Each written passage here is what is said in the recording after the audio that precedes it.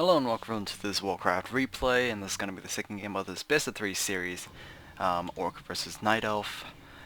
I guess it could be agreed that it is the rarest matchup.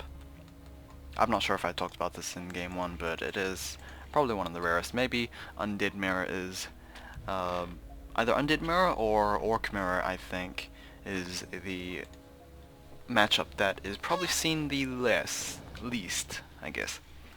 So anyway, game 1 will be going to Fly. I think it was just, to be fairly honest, it was just because Fly's mid-game power scaling was just better, I think. I guess that's just the drawback of playing Night Elf versus Orc, because Orc tends to have strong stuff at every stage of the game. Early stage grunts, pretty hard to deal with. It will take either a hero itself or just a crap ton of tier 1 units to deal with them at the same time.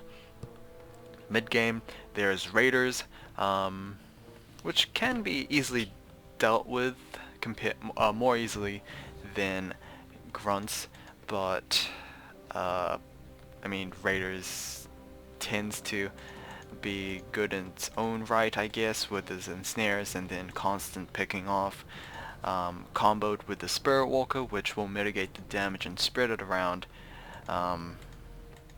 Meanwhile, XiXi had archers, which didn't stand too well against those grunts, and then he had dots, which unfortunately didn't get to the number that he wanted and picked a fight when he shouldn't have. So anyway, onto this matchup. In the bottom right we have XiXi, the blue Night Elf player, picking himself a Demon Hunter. In the top left we have Fly 100% spawning in as Red Orc, picking up a Blade Master first.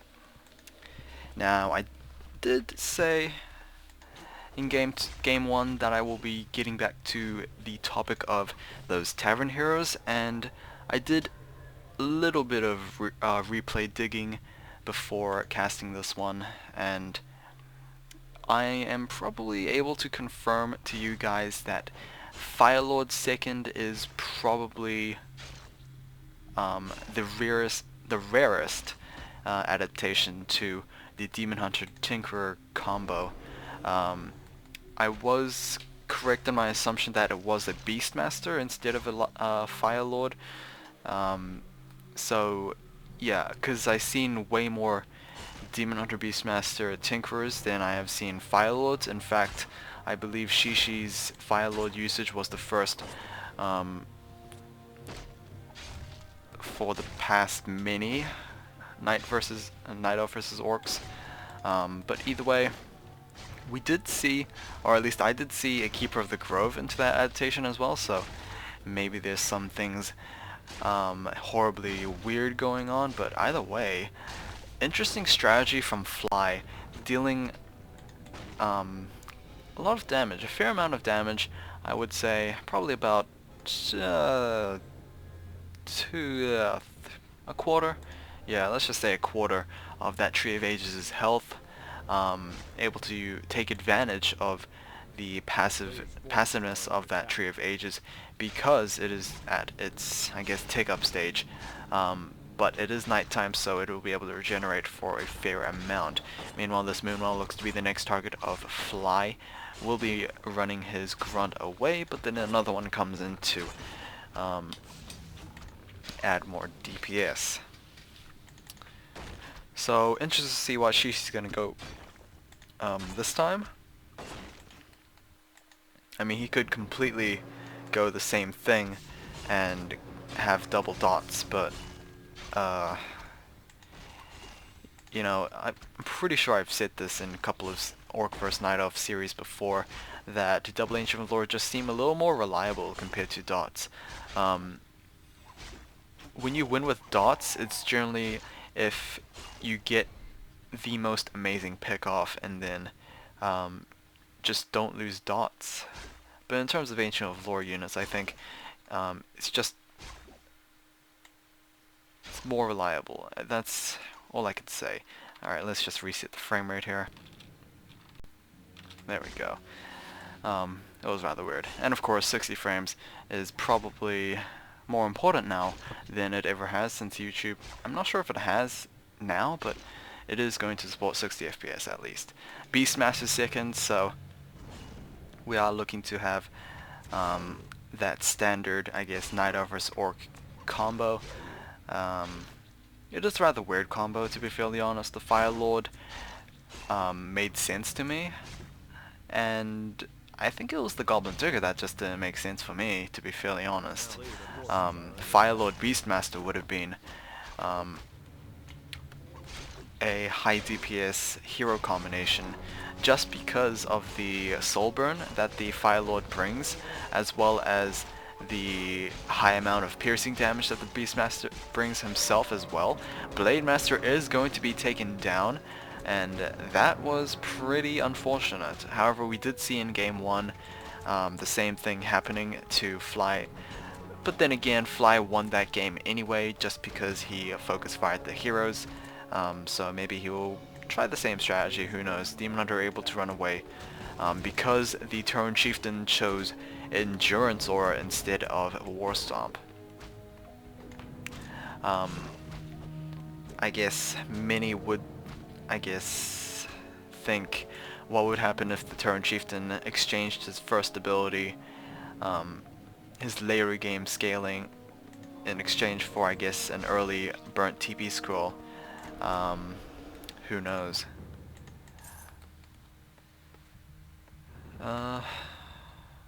Either way, we are going to have Raiders coming out, Spirit Walkers as well. I believe we are still double dotting. Yeah, double dotting. XiXi is going to go once again for his double Druids of Talon. Tree of Eternity is nearly completed as well, so Master's Training will be coming very, very soon. Demon Hunter and Beastmaster is just trying to make some havoc here. Archer very nicely done with the blocking, able to pick up that kill because of it, I think. However, Raider will be able to pick up the Archer kill himself. Demon Hunter needs to be careful himself as well because I believe he can be interrupted by the TP staff from the ensnares now, so he needs to be careful not to waste his TP scroll without a purpose, I think. Anyway, just delaying the Tauren Chieftain's scaling as much as possible, prevent him from leveling up and gaining easy experience. You would rather, I guess, give a cool beast over than let him complete a green or orange camp.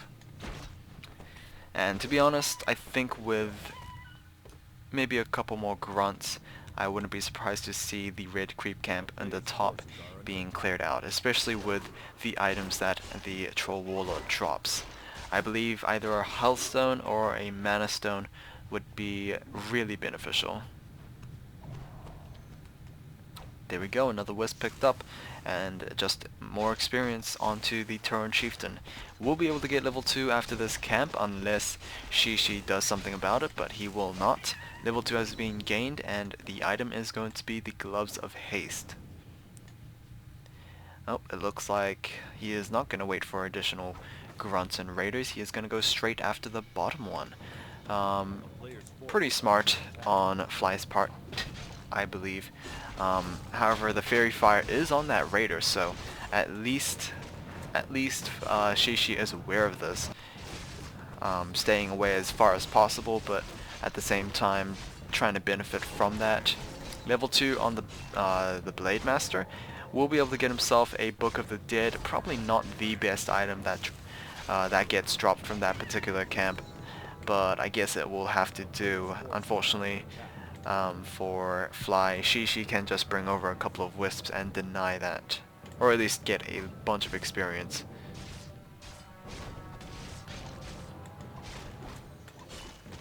We have a Scout Hawk up in the air, most likely for the Blade Master to be denied anything if possible. Restoration Potion has been given over to the Beastmaster, and over on this camp the item is going to be I believe it is the sentry wards. Alright. I don't think sentry wards at this stage of the game is too important, because this is generally where most players have, I guess, felt out each other's compositions anyway, unless someone goes for a rather awkward tech switch, which is really uncommon in Warcraft 3, just because of how much resources it takes to tech switch, as well as how much time it takes as well. Cyclone instantly on the Blade Master. We do have Shockwave on that Turn Chieftain, so he will be unable to provide CC if he wants to War Stomp. Level 3 has been gained. Mana Burn has been used on the Turn Chieftain, however, so will be unable to provide additional damage if needed. Meanwhile, just constant cyclones on the two orc heroes, but there we go with the disenchant and vulnerability potion being used on the demon hunter. Meanwhile, where is the beastmaster? There he is, very close to level 3. He does have a health potion available if he needs to. He is being focused down by literally everything, but the health potion will be able to keep him healthy for a little while. I believe the demon hunter needs to pick up a preservation staff, otherwise the beastmaster could potentially be taken down. I believe the Druids of Talons were able to pick up the kill on the Beastmaster, so at least that is a plus. And looks like the Demon Hunter is chasing the Blade Master himself, and probably will be able to pick up this kill. No boots on the Blade Master means pretty much eventual death for the Blade Master. Goblin Tinker as the third hero, so we are going to finish that hero comp up. Still wondering on the Goblin Tinker, to be fairly honest. Clockwork Goblins don't deal that much damage, considering that they are free units anyway, and they do kaboom. But that's pretty much it, I think. I don't think his other abilities provide that much contribution either, so you know, it is still a weird third hero to me, despite it being rather common.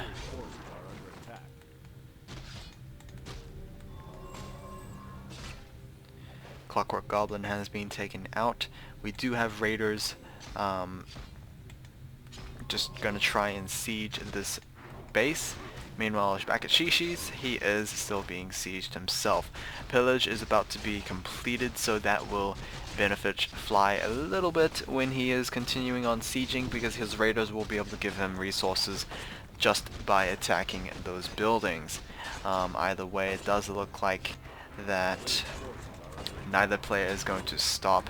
This Altar of Storms will be able to fully revive the Turn Chieftain. May be able to provide some assistance here. Nope, does not look like it. Base race? Is this going to be a base race? Because this is generally not smart against an orc player, mainly because he has siege damage available. Either way, TB score is going to be used instead, so we'll be able to bring the fight back. Turn Chieftain taken down as well, so it is 3 heroes versus 1. GG from Fly, and that was the smart decision from XiXi. And instead of going for the base race, which he could potentially have lost because raiders deal siege damage, TP's back and secures a GG. Either way, I will see you guys in game 3 of this best of 3 series.